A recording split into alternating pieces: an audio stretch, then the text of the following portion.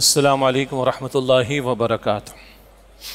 الحمد للہ نحمده ونستعینه ونستغفره ونؤمن به ونتوکل علیہ ونعوذ باللہ من شرور انفسنا ومن سیئات اعمالنا من يهده الله فلا مضل له ومن يضلل فلا هادي له وأشهد أن لا إله إلا الله وحده لا شريك له وأشهد أن محمدا عبده ورسوله صلى الله عليه وعلى آله وأصحابه وبارك وسلم تسليما كثيرا أما بعد فأعوذ بالله من الشيطان الرجيم بسم الله الرحمن الرحيم وَإِذْ أَخَذْنَا مِيثَاقَ بَنِي إِسْرَائِيلَ لَا تَعْبُدُونَ إِلَّا اللَّهَ وَبِالْوَالِدَيْنِ إِحْسَانًا وَذِي الْقُرْبَى وَالْيَتَامَى وَالْمَسَاكِينِ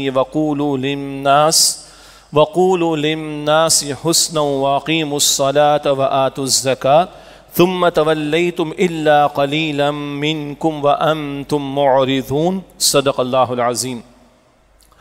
اللہم صلی وسلم علی نبینا محمد رب اشرح لی صدری ویسر لی امری واحلل عقدۃ من لسانی یفقہوا قولی واجعل لی وزیرا من اہلی آمین یا رب العالمین۔ قرآن حکیم میں سے سورۃ البقرہ کی آیت نمبر 83 کی تلاوت کی گئی۔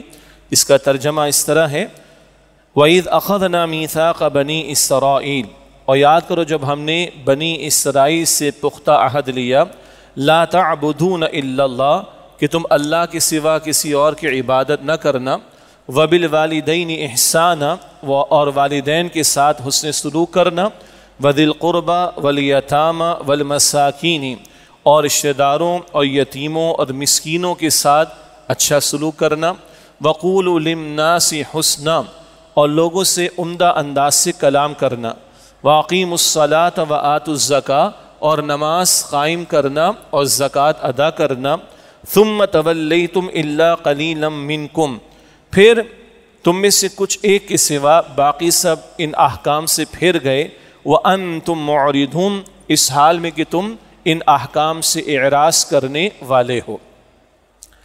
یہ سورۃ البقرہ کی آیت نمبر 83 ہے، اور ہم جانتے ہیں کہ سورۃ البقرہ قرآن حکیم کی طویل ترین سورت ہے، مدنی سورت ہے، اور اللہ تعالیٰ نے اس میں سابقہ امت بنی اسرائیل اور ان میں سے خاص طور پر یہود کا کثرت سے تذکرہ فرمایا ہے۔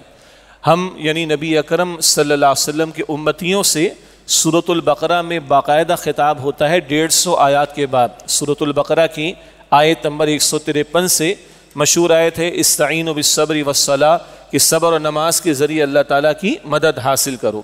تو ہم سے خطاب تو 150 آیات کے بعد شروع ہوتا ہے۔ اس سے پہلے تقریباً 10 رکوعوں میں ایک طویل سلسلہ کلام ہے جہاں بنی اسرائیل و بالخصوص یہود کا تذکرہ آتا ہے، ہماری عبرت کے لیے، سبق آموزی کے لیے اور رہنمائی کے لیے۔ اسی کے ذیل میں یہ آیت بھی ہے جہاں ان سے لیے گئے ایک میثاق یعنی پختہ عہد کا اللہ تعالیٰ نے ذکر فرمایا۔ البتہ یہاں جو احکام عطا کیے گئے، جو تعلیمات بیان کی گئی ہیں، یہ تمام پیغمبروں کے ہاں تمام شریعتوں میں مشترک ہیں۔ اللہ کی عبادت ہے، اور والدین کے ساتھ حسن سلوک ہے، رشتہ داروں کے ساتھ، یتیموں کے ساتھ، مسکینوں کے ساتھ بھلا سلوک ہے، لوگوں سے عمدہ انداز سے کلام کرنا ہے، نماز قائم کرنا، زکوٰۃ ادا کرنا ہے۔ یہ وہ احکامات ہیں جو تمام شریعتوں میں مشترک رہے ہیں، اور اسی اعتبار سے قرآن حکیم میں بھی ان احکامات کو جا بجا ذکر کیا گیا۔ مثال کے طور پر یہ ہم سورہ بقرہ کی آیت نمبر 83 کا مطالعہ کر رہے ہیں۔ اسی نوعیت کی ہدایات جن میں حقوق اللہ اور حقوق العباد دونوں کا تذکرہ ملتا ہے، معاشرتی ہدایات کا ذکر بھی ملتا ہے، یہی انداز سورہ نساء کی آیت نمبر 36 میں بھی ہمارے سامنے آتا ہے۔ اسی طرح سورۃ الانعام میں آیت نمبر 151 152 میں بھی یہ ہدایات تفصیل سے آئی ہیں۔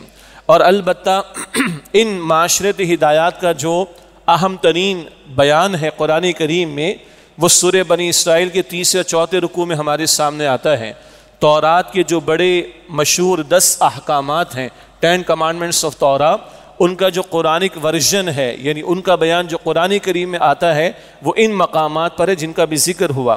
البتہ ان 10 احکام کی زیادہ وضاحت قرآن کریم میں سورہ بنی اسرائیل کے 3 یا 4 رکوع میں آتی ہے۔ ہمارے ہاں بانی تنظیم اسلامی ڈاکٹر اسرار صاحب رحمۃ اللہ علیہ کے جو معروف دروس قرآن ہیں، جن میں منتخب نصاب بھی شامل ہے، جو 6 حصوں پر مشتمل ہے، جس کا آغاز سورۃ العصر سے ہوتا ہے، تکمیل سورۃ الحدید کے مطالعے پر ہوتی ہے، اور ہمارے رجوع القرآن کورسز میں، شارٹ کورسز میں، ویکینڈ کورسز میں، آن لائن کورسز میں، حلقہ جات قرآنی میں، دروس قرآن میں، جمعے کی خطابات میں اکثر اس منتخب نصاب کا مطالعہ کرایا جاتا ہے۔ اس میں بھی سورہ بنی اسرائیل کا 3 4 رکوع اس کے تیسرے حصے کے مطالعے میں شامل ہے۔ تو یہ تو ایک تمہید تھی کہ یہ معاشرتی ہدایات تمام شریعتوں میں مشترک رہی ہیں، اور تورات میں بھی ان کا تذکرہ ہمیں ملتا ہے، اور قرآن حکیم میں بھی یہ تفصیل ہمیں ملتی ہے، خاص طور پر سورہ بنی اسرائیل کے 3 اور 4 رکوع میں۔ اس تمہید کے بعد اب آئیے اس آیت کا کچھ مطالعہ کرتے ہیں۔ ارشاد ہوا کہ وَإِذْ أَخَذْنَا مِيثَاقَ بَنِي إِسْرَائِيلَ، اور یاد کرو جب ہم نے بنی اسرائیل سے پختہ عہد لیا۔ میثاق کہتے پکا، پختہ عہد لینا، وعدہ لینا۔ ان کا مسئلہ کیا تھا؟ بنی اسرائیل کا نافرمانیاں کرتے تھے، وعدے کرتے تھے، وعدے توڑتے تھے، پیغمبر سے کہتے تھے ہاں اللہ کی بات مانیں گے، حکم پر عمل کریں گے، روگردانی کرتے تھے، اور ان کی ان حرکتوں کا تذکرہ یہ سورہ البقرہ کی آیات میں آیا ہے۔ مثلاً سورہ البقرہ کی آیت نمبر 101 ہے، کتاب اللہ وراء ظہورہم، اللہ تعالیٰ کی کتاب کو پس سے پشت ڈال دیا، دنیا کی محبت میں ڈوبے، اشتروا بآیات اللہ ثمنا قلیلا، دنیا کے چند ٹکوں اور مفادات کی خاطر اللہ تعالیٰ کی آیات کا سودا کر دیا، اللہ کے احکام کو پس سے پشت ڈال دیا، اللہ کی کتاب میں تحریف کر دی، تبدیلی کر دی، معاذ اللہ۔ تو ان کی یہ نافرمانیاں بار بار ذکر کی گئیں۔ تو اللہ تعالیٰ کبھی قسم اٹھا کر احکامات عطا فرماتا رہا، یا اللہ تعالیٰ نے کبھی میثاق کا لفظ استعمال کیا، پختہ وعدہ لینے کا ذکر کیا۔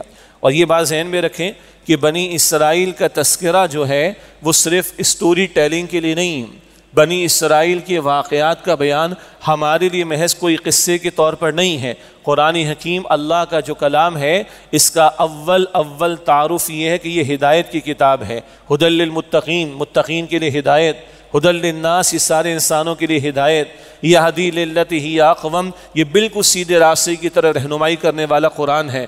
لتخرج الناس من الظلمات الى النور، یہ آیات قرآن کی حضور علیہ السلام کو کیوں عطا کی گئیں؟ تاکہ آپ ان آیات کے ذریعے لوگوں کو گمراہی کے اندھیروں سے نکال کر ہدایت کی روشنی کی طرف لے آئیں۔ یہ قرآن کا پہلا تعارف کتاب ہدایت ہے۔ تو بنی اسرائیل کے واقعات کا تذکرہ صرف قصوں کے طور پر نہیں ہے، یہ ہماری عبرت کے لیے، سبق آموزی کی رہنمائی کے لیے بھی۔ پھر وہ حدیث جو بارہا پیش کی جاتی رہی جامع ترمذی میں، کہ رسول اللہ صلی اللہ علیہ وسلم نے فرمایا کہ لَيَأْتِيَنَّ عَلَىٰ أُمَّتِي مَا أَتَىٰ عَلَىٰ بَنِي إِسْرَائِيلَ حَذْوَ النَّعْلِ بِالنَّعْلِ، لازماً میری امت پر وہ حالات آ کر رہیں گے جو بنی اسرائیل پر آئے تھے، بالکل ایسے جیسے ایک جوتا دوسرے جوتے کے بالکل مشابہ ہوتا ہے۔ جب دو جوتوں کو ملا کر کے بالکل برابر پیر بنتا ہے نا، تو جو حالات بنی اسرائیل پر آئے تھے وہ ہم پر بھی آئیں گے، حضور نے فرمایا صلی اللہ علیہ وسلم۔ اس لیے ہماری عبرت کے لیے، سبق آموزی کے لیے، ہماری اصلاح کے لیے اللہ تعالیٰ نے جا بجا بنی اسرائیل کا تذکرہ قرآن پاک میں فرمایا۔ یہاں ذکر کیا ہو رہا ہے؟ وَإِذْ أَخَذْنَا مِيثَاقَ بَنِي إِسْرَائِيلَ، اور یاد کرو جب ہم نے بنی اسرائیل سے میثاق لیا، پختہ عہد لیا، کیوں؟ نافرمانیاں کرتے تھے، روگردانی کرتے تھے، تو اللہ نے کبھی قسمیں اٹھا کر تذکرہ کیا ہے قرآن کریم میں، اور کبھی اللہ سبحانہ وتعالی نے اس انداز کو، جیسے کہ میثاق کا لفظ یہاں پر استعمال کیا، پختہ وعدہ لیا، کس چیز کا؟ لا تعبدون الا اللہ، اللہ کے سوا کسی کی عبادت نہ کرنا۔ یہ تمام پیغمبروں کی بنیادی دعوت ہے، ہر پیغمبر نے پکارا۔ سورہ اعراف کا مطالعہ کرتے ہیں، 6 رسولوں کے حالات کا ذکر آتا ہے۔ سورہ اعراف کی آیت نمبر 59 حضرت نوح علیہ السلام سے کہلوایا گیا، یا قوم اعبدوا اللہ، اے میری قوم اللہ کی عبادت کرو، ما لکم من الہ غیرہ، اس اللہ کے سوا تمہارا کوئی معبود نہیں۔ اسی طرح حضور سے کہلوایا گیا صلی اللہ علیہ وسلم سورہ البقرہ ہی کی آیت نمبر 21 میں، یا ایھا الناس اعبدوا ربکم، اے انسانوں اپنے رب کی عبادت کرو۔ پچھلے پیغمبر مخصوص قوم کے لیے تھے، مخصوص علاقوں کی طرف تھے، مخصوص وقت کے لیے تھے، اس لیے وہ کہتے تھے اے میری قوم اللہ کی عبادت کرو۔ رسول اللہ صلی اللہ علیہ وسلم کی رسالت یونیورسل ہے، قیامت تک کے لیے ہے، تو آپ یا قومی نہیں فرماتے، آپ فرماتے یا ایھا الناس، اے انسانوں اپنے رب کی عبادت کرو۔ تو اللہ کی عبادت، اللہ کی بندگی، یہ پیغمبروں کی دعوت کا پہلا اولین بنیادی نقطہ ہے۔ اسی کو توحید کی دعوت کہیں، اللہ کی بندگی کی دعوت کہیں، اللہ کی اطاعت کی دعوت کہیں، اللہ کے ہو رہنے کی دعوت کہیں، اللہ کی ماننے کی دعوت، سب بات ایک ہی ہے۔ تو تمام پیغمبروں کی بنیادی دعوت توحید کی دعوت، تمام پیغمبروں کا ایک لفظ میں بندوں سے مطالبہ، یعنی اللہ کے بندوں سے مطالبہ، اللہ کے لیے وہ کیا ہے؟ وہ ہے اللہ کی عبادت کرو۔ پھر تفصیل ہے عبادت، بارہا برسوں سے یہ باتیں ہمارے یہاں بیان ہو رہی ہیں کہ لفظ عبادت عبد سے بنا، اور عبد عربی میں غلام کو کہتے ہیں، غلام کو، ملازم کو نہیں۔ ملازم چند گھنٹوں کا ہوتا ہے، 8 گھنٹے کا، 10 گھنٹے کا۔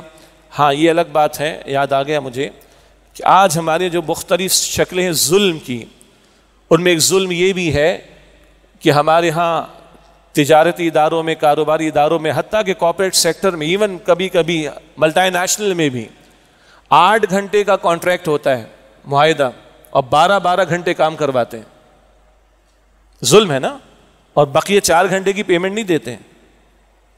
دوسرا، پرماننٹ نہیں کرتے ہیں، ٹھیک ہے، مختلف پالیسیز ہوتی ہیں، اور اگر اس میں مقصد یہ ہے کہ ان کے بینیفٹس ان کو نہیں دینے تو اللہ تو پوچھے گا پھر اس بارے میں۔ تیسرا، جو بھی حکومتوں کے اس وقت قوانین ہیں، bare minimum amount to be paid, minimum wage, Punjab میں، کے پی میں 40,000 ہے، ہماری شاید سندھ میں 37-38 ہزار روپے ہے، نہیں دے رہے، اور وہ ان اسکلڈ کے لیے، ان اسکلڈ لیبر جسے کہتے ہیں، محنت مزدوری کرنے والا، جس کے پاس کوئی ہنر نہیں ہے ابھی، اس کا کم از کم ہے 37-38 ہزار سندھ میں، پنجاب اور کے پی میں 40,000۔ اور یہاں میں ذاتی طور پر جانتا ہوں اچھے بھلے کروڑوں کا بزنس کرنے والے اسٹیبلش بزنسز ہیں، اور نئے بچے جو کوالیفائی کر کے آ رہے ہیں، گریجویٹ کر کے آ رہے ہیں، بعض اوقات ماسٹرز کر کے آ رہے ہیں، 20,000 روپے رکھا ہوا ہے ان کو، پروبیشن پیریڈ میں 20,000 روپے پہ رکھا ہوا ہے۔ او بھائی کیا ظلم مچا رکھا ہے آپ نے۔ اور جہاں میں بیٹھا ہوں، D H A Karachi, phase 6 D H A Karachi میں ہماری قرآن اکیڈمی کی مسجد، 12 ماضی میں بھی جمعہ پڑھاتا رہا، ابھی کچھ عرصے سے یہیں پڑھا رہا ہوں، یہیں کے اندر کام کرنے والے لوگ، ملازمین گھروں کے، ہوم سرونٹس، کوئی مالی کا کام کر رہا ہے، کوئی کچن میں کام کر رہا ہے، کوئی گھر کے اور کام کر رہا ہے، کوئی گاڑی چلا رہا ہے، وہ ہمیں پرچیاں تھماتے تھے، سر آپ جمعے کا خطاب کرتے ہیں تو آپ ذرا ہمارے حقوق کا بھی ذکر کر دیا کیجیے، میں اللہ کے گھر میں بیٹھ کے بات کر رہا ہوں بھائی۔ اور پھر کہتے ہیں ذرا آخر میں، کیونکہ آپ کی تقریر تو آدھے گھنٹے کی ہوتی ہے، چاہے 35 منٹ کی ہوتی ہے، تو صاحب لوگ ٹائم پر تو آتے نہیں، وہ تو بالکل آخر میں آتے ہیں، تو آخری 2 منٹ میں اگر آپ یہ بات کر دیں، انا للہ و انا الیہ راجعون، او بھائی ظلم ہے یہ تھا دل میں، بہرحال موقع آ گیا، میں نے کہا ابھی رکھ دوں، پھر کبھی اور رکھ دیں گے، اس لیے کہ ابھی تو آدھی مسجد بھی ہماری بھری نہیں ہے، سمجھ گئے آپ لوگ، پھر کبھی انشاءاللہ آخر میں کسی وقت بات ہو جائے گی۔ بہرحال عبد کہتے ہیں عربی میں غلام کو، غلام نہ کہ ملازم۔ ملازم ہوتا ہے خاص وقت کے لیے، خاص کام کے لیے، ڈرائیور ہے تو ڈرائیونگ کرے گا، دوسرا کام تھوڑی کرے گا، میں نے اس کو ڈرائیونگ کے لیے رکھا ہے۔ وہ کہہ سکتے صاحب یہ گٹر صاف کرنا ہے میرا کام نہیں، فلاں کام میرا کام نہیں، میرا کام ڈرائیونگ کرنا ہے، وہ کہہ سکتا ہے۔ غلام کہہ سکتا ہے؟ غلام نہیں کہہ سکتا۔ غلام مخصوص وقت کے لیے نہیں ہے، اور غلام مخصوص کام کے لیے نہیں ہے، وہ 24 گھنٹے کا غلام ہے اور ہر کام کا غلام ہے۔ تو غلام میں اور ملازم میں فرق ہے، سلیو اور امپلائی میں فرق ہے، سلیو اور امپلائی میں فرق ہے۔ تو عبد عربی میں جو عبد ہے وہ اردو میں غلام کو کہتے ہیں، انگلش میں وہ سلیو کو کہا جاتا ہے۔ تو اللہ نے اپنی عبادت کے لیے مجھے اور آپ کو پیدا کیا ہے، مجھے اور آپ کو، ہم سب کو اللہ نے اپنی عبادت کے لیے پیدا کیا۔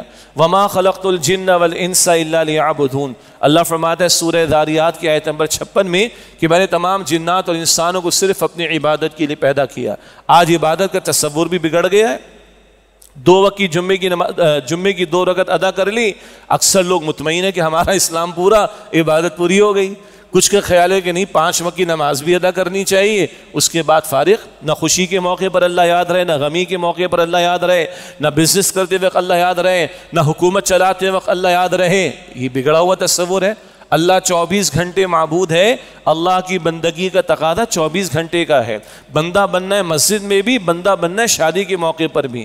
بندہ بننا ہے میت کے موقع پر بھی، بندہ بننا ہے پریزیڈنٹ بن کر بھی، بندہ بننا ہے chief of the army staff بن کر بھی، بندہ بننا ہے پرائم منسٹر بن کر بھی، بندہ بننا ہے ممبر آف پارلیمنٹ بن کر بھی، بندہ بننا ہے تجارت کرتے وقت بھی، اور بندہ بننا ہے چاہے میں استاد ہوں، میں کسی اور پروفیشن میں ہوں. یہ بندگی کا تقاضا، یہ کوئی پارٹ ٹائم جاب نہیں ہے، it's a full time 24/7 job ہے.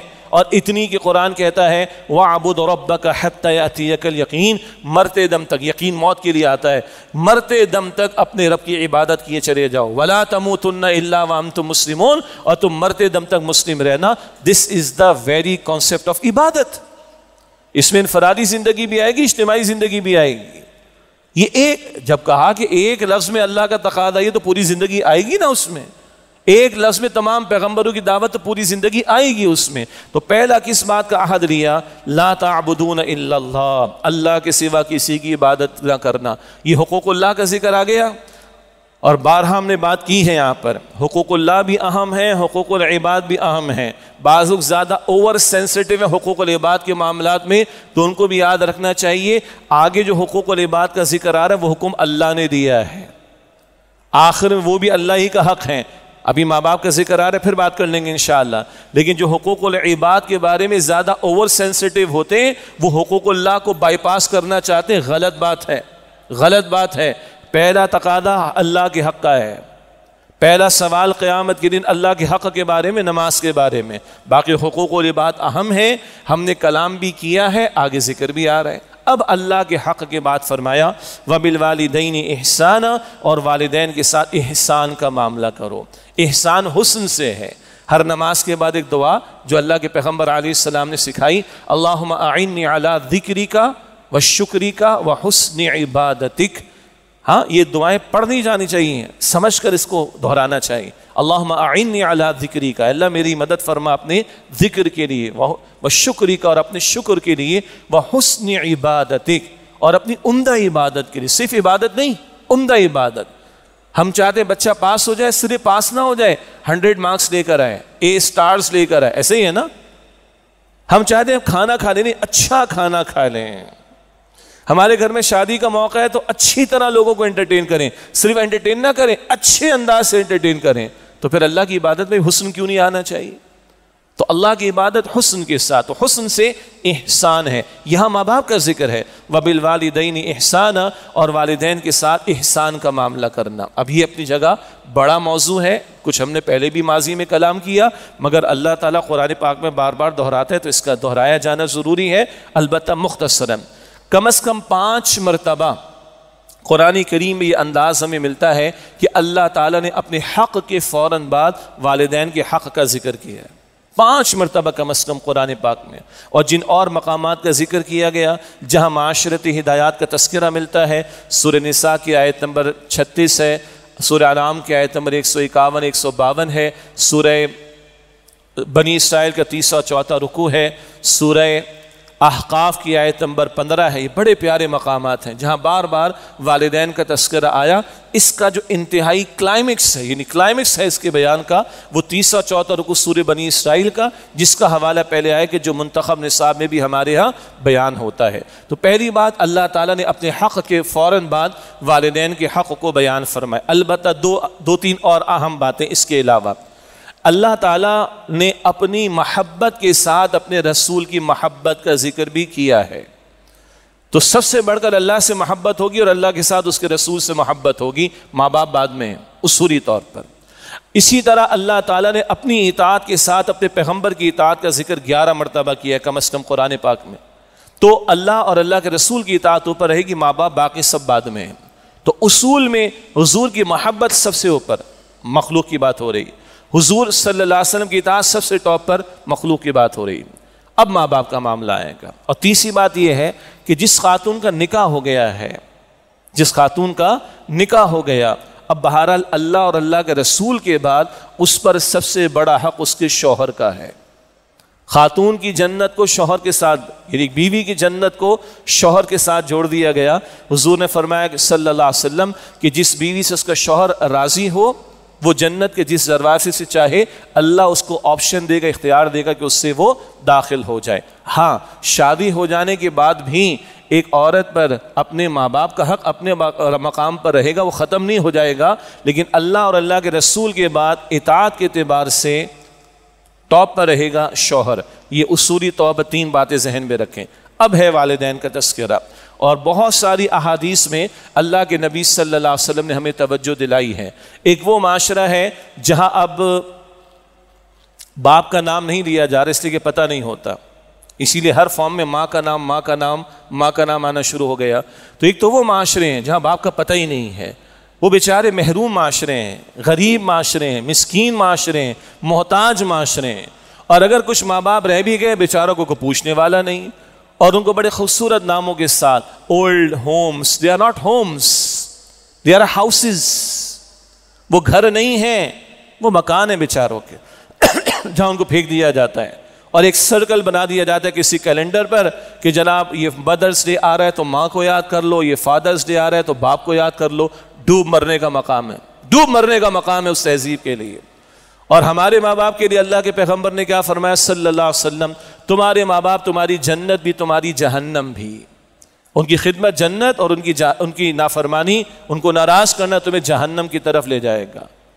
یہ اللہ کے پیغمبر فرما رہے صلی اللہ علیہ وسلم، اور یہ بات دینی محافل میں، قرآن میں، حدیث میں ملیں گی۔ باہر تو کچھ اور ہے، باہر تو عقل پرستوں نے ایسے اب آرگیومنٹس پیش کرنا شروع کر دیے کہ شیطان بھی شاید کبھی کبھی مسکرائے گا کہ میرا ایجنڈا پورا ہو رہا ہے۔ میں نے بڑا سوچ کر یہ جملہ عرض کیا ہے، شیطان بھی مسکرائے گا کہ میرا ایجنڈا پورا ہو رہا ہے، کیونکہ پہلا عقل پرست اور اللہ کی وحی کے مقابلے میں عقل کو ترجیح دینے والا شیطان تھا۔ تو آج شیطان کے ایجنڈے کی تکمیل کرتے ہوئے آج اس مملکت خدا داد میں کچھ نوجوان، کچھ پڑھے لکھے، وہ یہ آرگومنٹ پیش کرتے ہیں او بھائی کس بات کا ماں باپ کا حق ادا کریں، بھائی ان کو خواہش تھی، انہوں نے شادی کر لی، مصیبت میں ہم پیدا ہو گئے، مصیبت میں ہم پیدا ہو گئے، کس بات کا ان کا حق ادا کرے۔ یہ ہے خالص عقل پرستی کا فتنہ۔ اس لیے میں نے کہا کہ شیطان بھی مسکرائے گا کہ میرا ایجنڈا پورا، اور وہ بھی مسلمانوں کے بیچ میں۔ انا للہ و انا الیہ راجعون۔ بہرحال اللہ کے رسول نے فرمایا تمہارے ماں باپ تمہاری جنت بھی تمہاری جہنم بھی۔ حضور سے پوچھا گیا افضل عمل کیا؟ یہ حدیث ہم پہلے بھی مطالعہ کر چکے، آپ نے فرمایا نماز کو وقت پر ادا کرنا، اس کے بعد ماں باپ کے ساتھ اس سے سلوک کرنا۔ کئی صحابہ کرام کے واقعات، جب تک نفیر عام نہ ہو، نفیر عام قتال کا مرحلہ آ جائے اور اعلان لگ جائے تو ہر ایک کا نکلنا لازم، ہر ایک کا، وہ ہے نفیر عام، اس وقت تو جانا ہی جانا ہوگا۔ لیس دین دیٹ، اس سے کم کئی واقعات صحابہ حضور کے پاس آئے رضی اللہ عنہم اجمعین، عرض کی یا رسول اللہ میں جہاد پر جانا چاہتا ہوں، تمہاری والدین حیات، ہاں جی خدمت کرو ان کی۔ یا رسول اللہ میں جہاد پر جانا چاہتا ہوں، قتال کے لیے جانا چاہتا ہوں، تمہاری والدہ حیات، ہاں جاؤ ان کی خدمت کرو، یہی تمہارا جہاد ہو جائے گا۔ اللہ اکبر۔ اور حضور نے فرمایا صلی اللہ علیہ وسلم کہ اللہ کی رضا والد کی رضا میں ہے، اور اللہ کی ناراضگی والد کی ناراضگی۔ اور حضور نے فرمایا کہ جنت تمہاری ماں کے قدموں کے پاس ہے۔ یہ بہتر محتاط ترجمہ ہے، جنت تمہاری ماں کے قدموں کے پاس ہے۔ اور جبریل آ کر بد دعا کر گئے ہیں، اچھے الفاظ ہیں، دعائے ضرر، نقصان کی دعا کر گئے جبریل۔ کیا؟ حضور منبر پہ تشریف لے جا رہے ہیں اور آپ نے فرمایا آمین آمین آمین، مشہور روایت ہے۔ بعد میں صحابہ نے پوچھا تو حضور نے فرمایا کہ 3 بد دعائیں کر کے گئے جبرائیل، دعائے ضرر، اور ایک یہ تھی کہ تباہ و برباد ہو جائے وہ شخص کہ جس کے سامنے اس کے ماں باپ ایک یا دونوں بڑھاپے کو پہنچ جائیں اور وہ ان کی خدمت کر کے جنت نہ کما سکے۔ تو حضور نے فرمایا کہ آمین، فرشتوں کے سردار نے بد دعا کی ہو اور انبیاء اور رسول کے سردار نے آمین کہی ہو، اس سے بڑا محروم کوئی نہیں ہوگا کہ ماں باپ بڑھاپے میں مل جائیں اور ان کی خدمت کر کے وہ جنت نہ کما سکے۔ لوگ کہتے ہیں ہمارا پیر، ہمارا پیر، ہمارے پیر۔ او بھائی، پیر کے دیکھنے پر بشارت ہی نہیں ملی، مگر ماں باپ کے دیکھنے پر بشارت ملی ہے کہ ماں باپ کو شفقت کی نگاہ سے دیکھو، اللہ مقبول حج کا اجر عطا فرمائے گا۔ حضور میں 100 مرتبہ دیکھوں، فرمایا دیکھو تمہارے رب کے خزانوں میں کوئی کمی نہیں۔ آپ کے میرے سب سے بڑے پیر کون ہوئے؟ ماں باپ ہوئے۔ یا تو اللہ کے گھر کو دیکھو، ہمارے استاد فرماتے تھے ڈاکٹر اسرار صاحب رحمۃ اللہ علیہ، اللہ کے گھر کو دیکھو تو اجر ہے، یا ماں باپ کو دیکھو تو حج کا ثواب مل رہا۔ اللہ اکبر کبیر۔ کس قدر محرومی ہوگی اگر ماں باپ زندہ ہوں اور بندہ دنیا جہاں کے اندر کہیں اور کسی کو تلاش کر رہا ہو۔ استغفر اللہ۔ اللہ ہمارے ماں باپ کا سایہ قائم رکھے اگر حیات ہیں، بڑی نعمت ہے۔ چلے گئے تو پھر صدقہ جاریہ بننا، ان کے لیے دعا کرنا، ان کے لیے استغفار کرنا. اللہ ہم اس کی توفیق عطا فرمائے. بہرحال اس موضوع پر اور بھی کلام ہو سکتے پھر کبھی انشاءاللہ. وبالوالدین احسان، اور والدین کے ساتھ احسان کا معاملہ کرنا. وذی القربى، اور رشتہ داروں کے ساتھ. والیتامى، اور یتیموں کے ساتھ. والمساکین، اور مسکینوں کے ساتھ احسان کرنا. یہ بڑا پیارا دین ہے. یہ اللہ کا حق بھی بیان کرتا ہے، یہ بندوں کا حق بھی بیان کرتا ہے، اور یہ معاشرے کو جوڑنا چاہتا ہے. اور معاشرے میں جو لوگ کئی اعتبارات سے کمزور ہوں یا پیچھے رہ جائیں تو معاشرے کے طاقتور بہتر طبقات کو وہ کہتے ہیں کہ تمہارا فرض بنتا ہے کہ ان کو ساتھ لے کر چلو، ان کو بھی جینے کا حق ملنا چاہیے. امتحان ہے، اللہ نے کسی کو زیادہ دیے تو امتحان ہے، اللہ نے کسی کو کم دیا تو امتحان ہے، کسی کے شکر کا امتحان ہے، کسی کے صبر کا امتحان ہے. اور خالق کائنات الحکیم ذات ہے، اس کا انتظام ہے، کسی کو زیادہ دیے کسی کو کم. تبھی دنیا کے گھر گھر ہستی کے معاملات چلیں گے.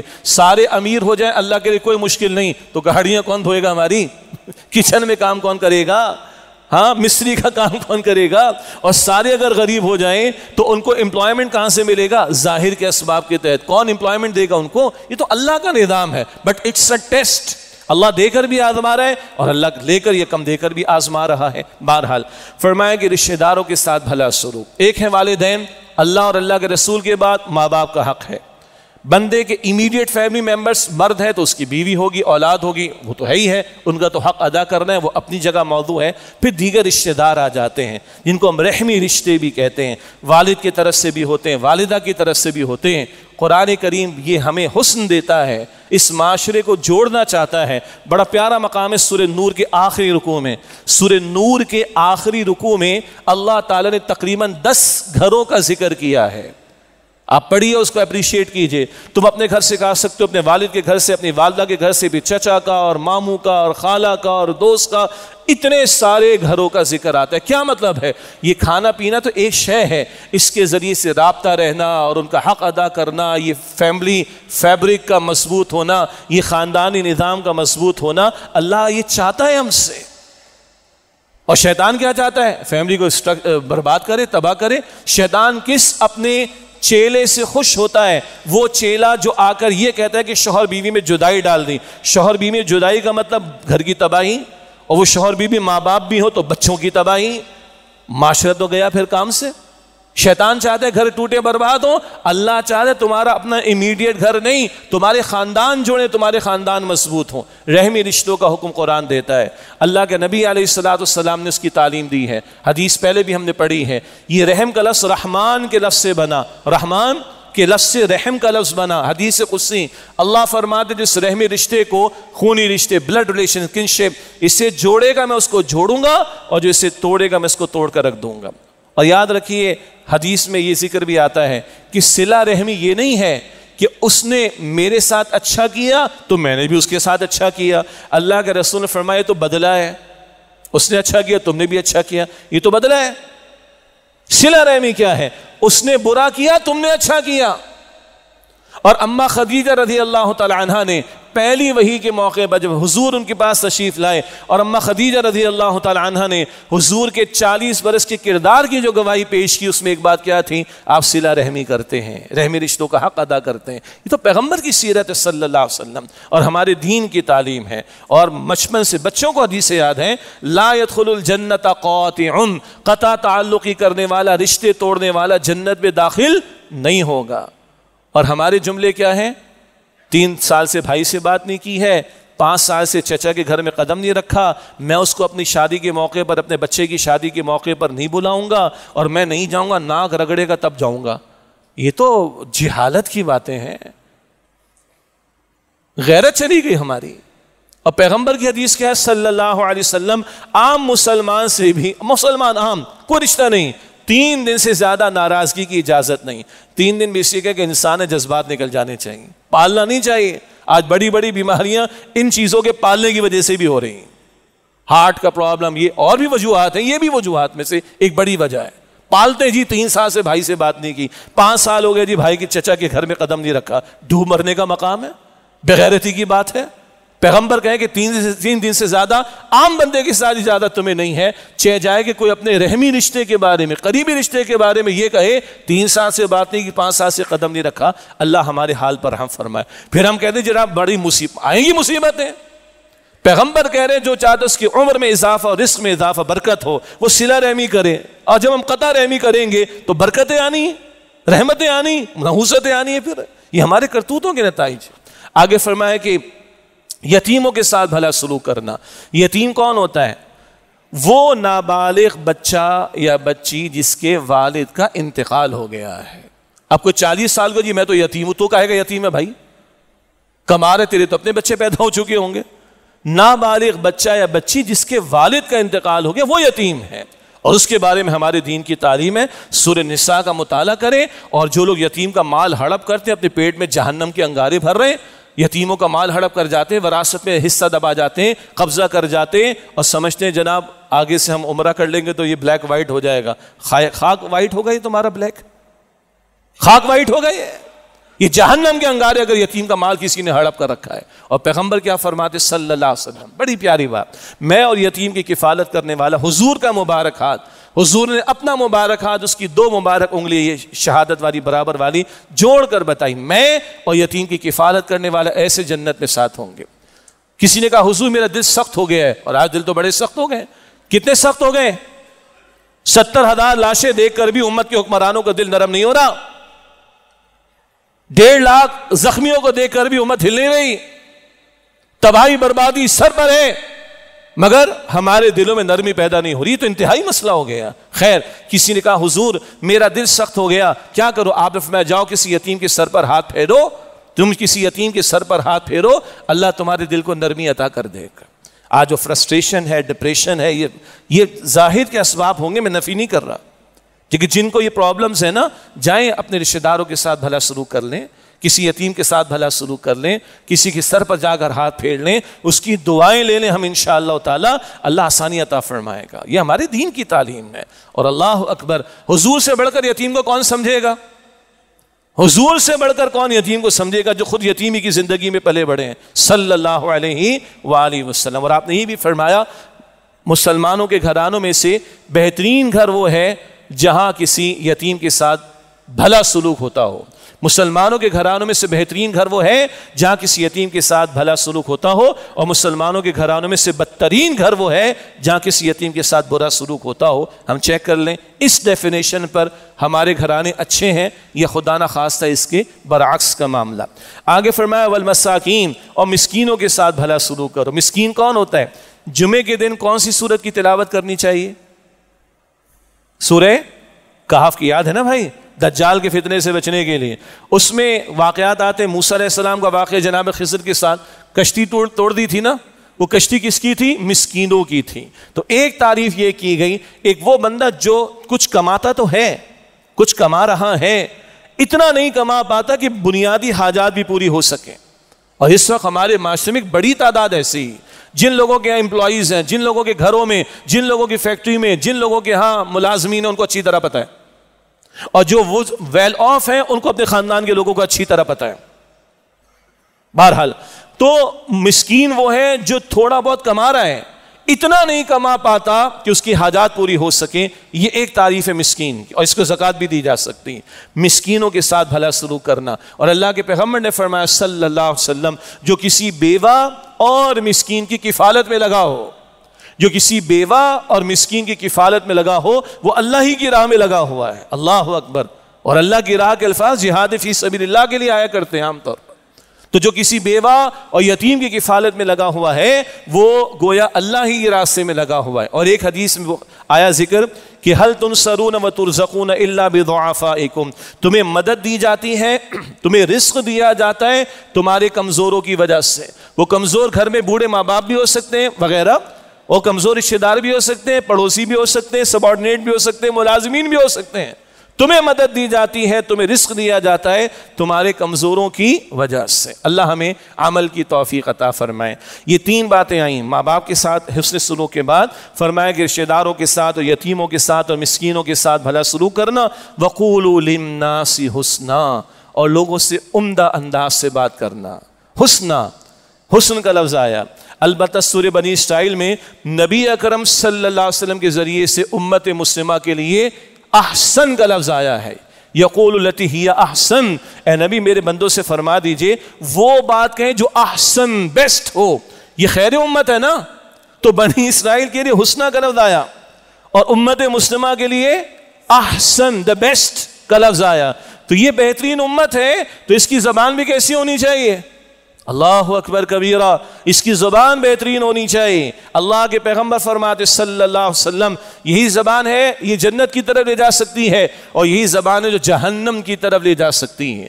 اور احادیث میں سب سے زیادہ لوگوں کو جہنم میں لے جانے والی شے ان کی زبان کا غلط استعمال. کفر کا کلمہ، شرک کا کلمہ زبان سے نکلتا ہے. ماں باپ کے سامنے چیخنا چلانا زبان سے، اپنے کمزوروں پر چڑھنا، دوڑنا، غصہ کرنا اور برباد کر دینا ان کو، یہ بھی زبان سے سلسلہ شروع ہوتا ہے. غلطیاں، جو غلط فہمیاں پیدا ہوتی ہیں زبان کی وجہ سے. پھر جھوٹ ہے، وعدہ خلافی ہے، جھوٹے وعدے ہیں، جھوٹی قسمیں، غیبت ہے، you can go on and on and on. اتنی ساری برائیاں، یہ زبان کا مسئلہ. بڑی پیاری بات کہی اللہ تعالیٰ نے فرعون کی طرف کس کو بھیجا تھا؟ موسیٰ علیہ السلام، دین کی بات کرنے کے لیے. اللہ اکبر، موسیٰ علیہ السلام سے بڑھ کر کوئی جلال والا نہیں رسولوں میں، اور فرعون سے بڑھ کر بدبخت کوئی نہیں ظالموں میں. مگر اللہ فرماتا ہے فَقُولَا لَهُ قَوْلًا لَيِّنًا، اے موسیٰ، اے ہارون، دونوں جاؤ نرمی سے بات کرنا. کس سے؟ فرعون سے. اللہ اکبر کبیرہ. اللہ مجھے بھی توفیق دے، ہم سب کو بھی اللہ توفیق عطا فرمائے کہ آج ہماری زبان، آپ ٹیلی ویژن تو میرے گھر میں بھی نہیں ہے لیکن سب کچھ ہم سب کو پتا ہے، جو ٹاک شوز چلتے ہیں پولیٹیشنز کے، شریف گھرانے بیٹھ کے دیکھ سکتے ہیں. بعض جذباتی دینی لوگوں کی زبان منبر پر بیٹھ کر ہمارے بچوں کو سنا سکتے ہیں. فرقہ واریت والے لوگ، تفرقے پیدا کرنے والے لوگ، استغفر اللہ. اور بعض پڑھے لکھے زعم، تکبر میں آ کر اپنے نیچے والوں کو جس طرح کی زبان میں مخاطب کرتے ہیں، انا للہ و انا الیہ راجعون. نہ، قرآن کہتے ہیں وَقُولُوا لِلنَّاسِ حُسْنًا، اور لوگوں سے عمدگی سے کلام کرنا.